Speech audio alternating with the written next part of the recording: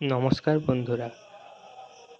ভারত একটা সময় ছিল যখন বিদেশের মাঠে গিয়ে ভারত দাপট দেখাতো। নিজেদের মাঠে অপরাজিত ছিল ভারত। কিন্তু এখন ব্যাটিং ভালো করার পরও বলাররা ভালো করতে পারছে না। একটা বুমরা ছাড়া ভারতের টিমে আর কেউ নেই, দ্বিতীয় বুমরা নেই। টেল এন্ডাররা তো কিছুই করতে পারছে না, ব্যাটিংয়ে যোগদান দিতে পারছে না। একটা সময় ছিল যখন বিরাট কোহলি দাপট দেখাতো।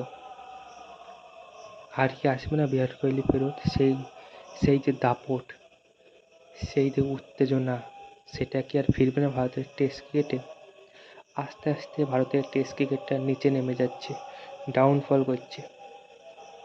সবশেষে এটাই বলতে পারি, নতুনরা এসেছে, দেখা যাক কতটুকু কী হয়। ওরা আমাদের ভারতের টেস্ট ক্রিকেটটাকে এগিয়ে নিয়ে যেতে পারে নাকি, তাদের ওপর।